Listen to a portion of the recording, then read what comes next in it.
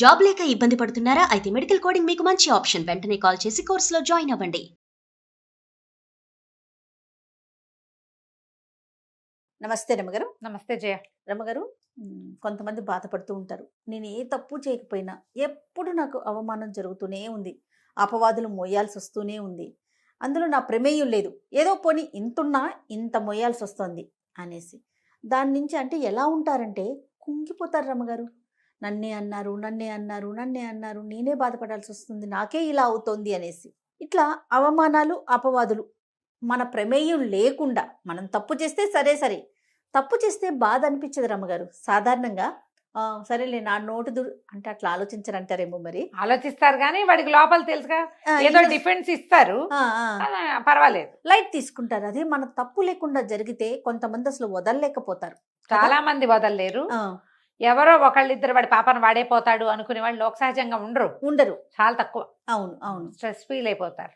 అది వెన్నాడేసి నుంచి తీయలేకపోతారు రమ్మగారు. తిండి తిండ్రు, నిద్రపోరు, ఇంకా ఎంత నీరసంగా అయిపోయి వేరే పని మీద ఫోకస్ కూడా చేయరు. పోనీ మీరు అన్నట్లుగా వాడి పాపను వాడేపోతాడు, యూనివర్స్ చూస్తుంది, ఇట్లా ఓవరాల్ గా ఆలోచించుకోలేకపోతారు కదా. వీటి నుంచి బయటపడాలంటే ఎట్లా? మొదట స్ట్రాంగ్ మెంటాలిటీ డెవలప్ చేసుకోవాలి. అవును రమ్మగారు. మనసు దృఢపరచుకోవటం. నేను ఇక్కడే ఆగిపోతే ముందుకెళ్ళలేను, ఇక్కడ ఆగకూడదు, స్టక్ అయ్యానని చెప్తున్నారు చాలా మంది. నేను స్టక్ అయ్యా అక్కడే ఎంత స్టక్ అయిపోతావు నువ్వు. స్టక్ అవటం వల్ల నీకు ఏం ఉపయోగం జరిగిందో ఆలోచించు మొదట. అవును, నువ్వు ఏం పోగొట్టుకున్నావో కూడా నువ్వు ఆలోచిస్తే పోగొట్టుకున్నవి పెద్దవి, నువ్వు పొందింది చాలా తక్కువ, అసలు ఏం లేదు. స్టక్ అవడం ఒకటే మిగిలింది. ఏమేం పోగొట్టుకున్నాను స్టక్ అవటం వల్ల? చిన్నవి చేయ, అత్తగారితోటో తోడుకోడలతోటో ఆడపడితోటో ఏదో తగాదా వస్తుంది. అవును, తగాదా లేదా అన్నదమ్ములతోటి, ఇది బాగా కనపడుతోంది. అక్క చెల్లెళ్ళతోటి తగాదా వస్తే బిగుసిపోతారు ఇద్దరు. మామూలు వాక్యం, నువ్వే చేసావు, నువ్వు చిన్నప్పటి నుంచి ఇంతే, నువ్వు అప్పుడు కూడా అలాగే చేసావు అంటే నేనేం చేయలేదంటారు వీళ్ళు. నేనేం చేయలే, అప్పుడు అలా జరిగిందంటే రెండో వాళ్ళు దాన్ని ఒప్పుకోరు. వాళ్ళేమో ఇదే ఏదో చేసేసిందని వాళ్ళు నమ్ముతారు.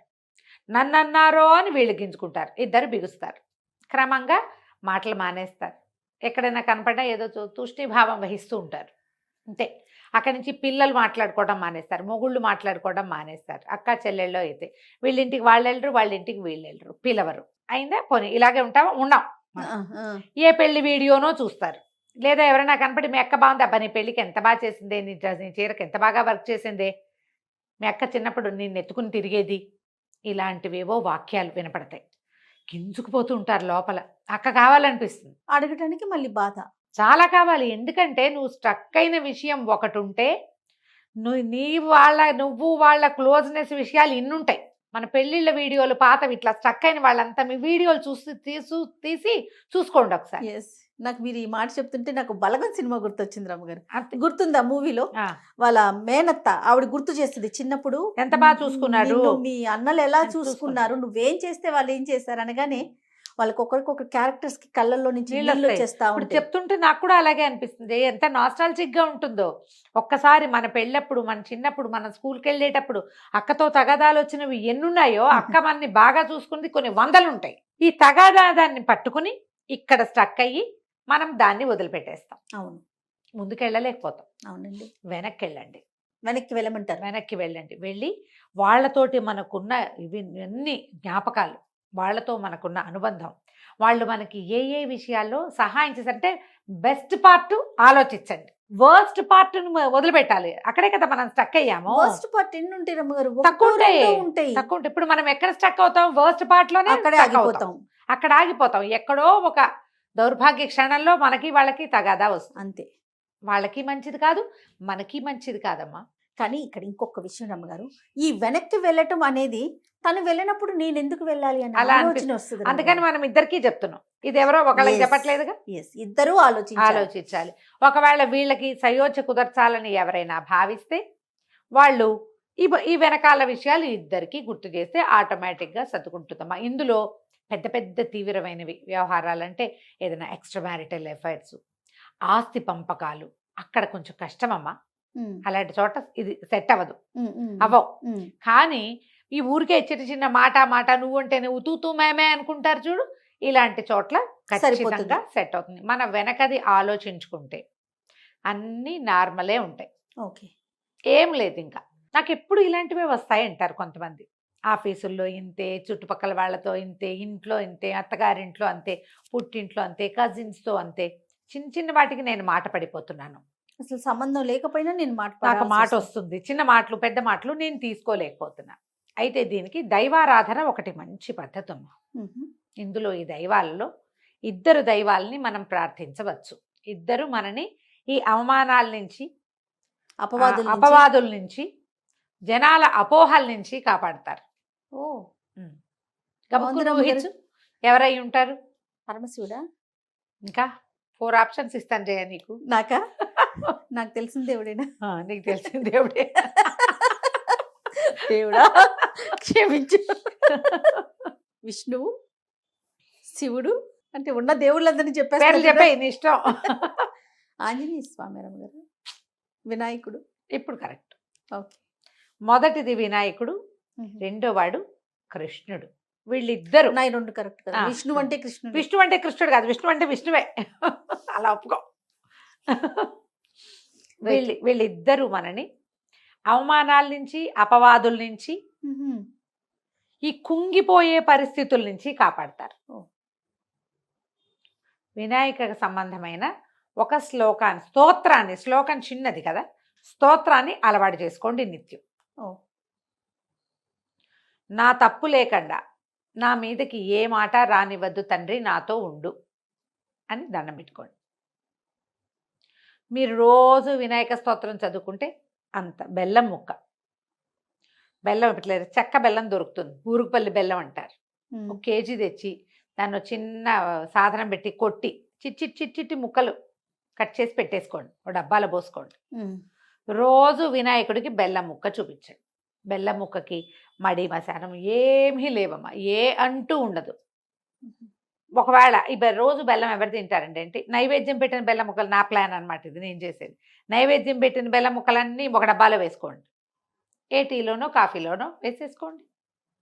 పాయసాల్లో, ప్రసాదాల్లో పనికిరాదు. టీలో బెల్లం వేసుకోండి, చాలా బాగుంటుంది. బ్లాక్ కాఫీలో బెల్లము బాగుంటుంది, కషాయంలో బెల్లము బాగుంటుంది. అసలు మీరు ఏం చెప్పదలుచుకున్నారు రమ్మగారు? కాబట్టి బెల్లం ఎలాగా అన్న అనుమానం మీకు లేకుండా చెప్తున్నాను. నెక్స్ట్ ప్రశ్న అదే ఉంటది. ముందే చెప్పేసి. సరే, వినాయకుడికి ఏం చదువుకోవాలి? వినాయకుడికి మనము తెలుగు పద్యాలు దొరుకుతాయి, అవి చదువుకోవచ్చు.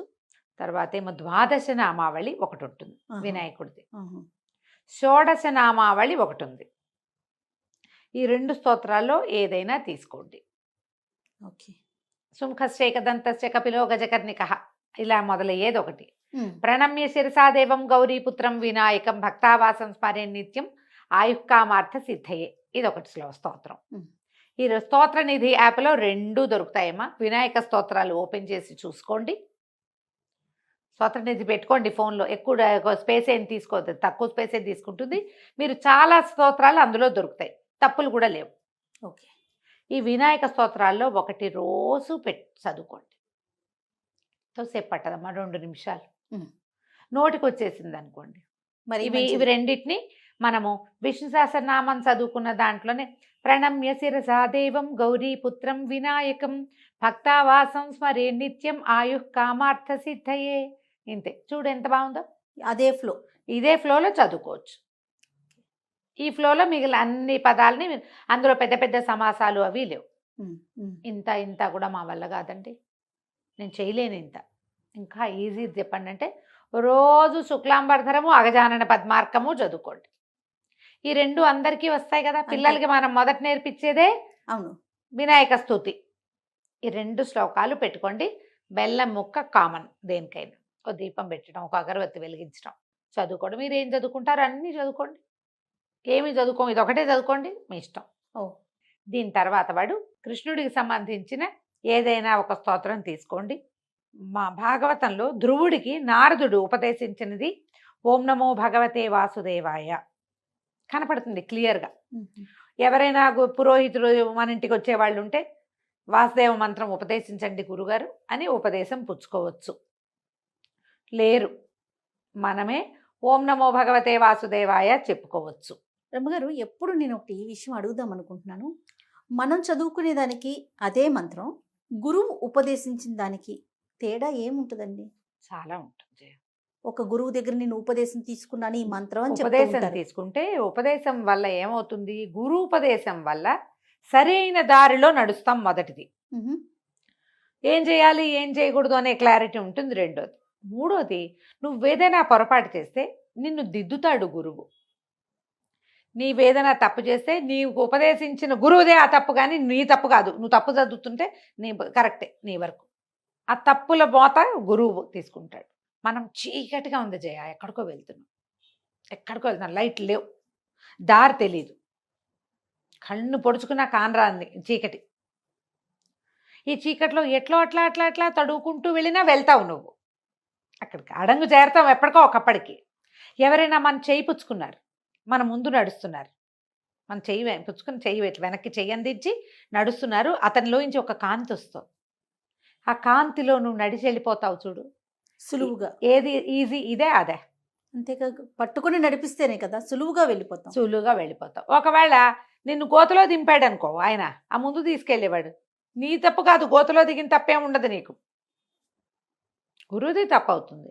ఇప్పుడు అందుకని ఆధ్యాత్మిక గురువు అనేది మనం ఎప్పుడు చెప్పుకుంటాము, ఎవరైనా గట్టిగా ఈ మంత్రాల్ని దీంట్లో ఉన్నవాళ్ళు, ఉపదేశం ఇవ్వగలిగే అర్హత ఉన్నవాళ్ళు, వాళ్ళు కూడా, ఆ అర్హత ఉన్న గొప్పవాళ్ళు కూడా అందరికీ ఇచ్చేయరు. ఎవరు దీనికి తగిన వాళ్ళో పాత్రత చూసి చేసుకోగలిగే దాన్ని చూసే ఇస్తారు. అందుకని యూట్యూబ్ గురువులు అనుకోకండి, మామూలుగా చెప్తాను, నేను చెప్పినా కూడా అంతే, నన్ను గురువుగా అనుకోకండి అమ్మా. మంచి మాట చెప్పడానికే, మంత్రానికి మనం పనికిరాం, శ్లోకానికి పనికొస్తాం. ఈ శ్లోకం చదువుకోండి అని చెప్పచ్చు. మంత్రము డిఫరెంట్ ఫ్రమ్ శ్లోకం సార్వజనీయమైంది, చదువుకోవచ్చు అందరూ. మంత్రం అట్లా కాదు, వచ్చే పవర్ హౌస్ అది. ఇక్కడ కూడా అంతే, మీరు చదువుకోదలుచుకుంటే ఓం నమో భగవతే వాసుదేవాయ చదువుకోండి, లేదు మీకు వచ్చు చక్కగా కృష్ణాష్టకం చదువుకోండి. కృష్ణ నాతో ఉండు తండ్రి, నన్ను తీసుకెళ్ళు సరిగ్గా, నాకు ఏ ఇబ్బందులు రానివ్వద్దు, నాతో ఉండు. నువ్వు మీతో ఎప్పుడు ఉంటాడు, ఎవరైనా మనతో ఎప్పుడు ఉంటారు జయ, మనం ఉంచుకుంటే కాదు, అంతేగా, ఉంచుకోవాలి. ఇప్పుడు పిలవాలి, మనం పిలిస్తే వస్తాడు, ఉంచుకోవాలి. కృష్ణుడు పిలిస్తే గాని రాడమ్మా. అసలు విష్ణుతత్వమే పిలిస్తే గాని రాని తత్వం, చాలా పిలవాలి, పిలిచేదాకా రాడు.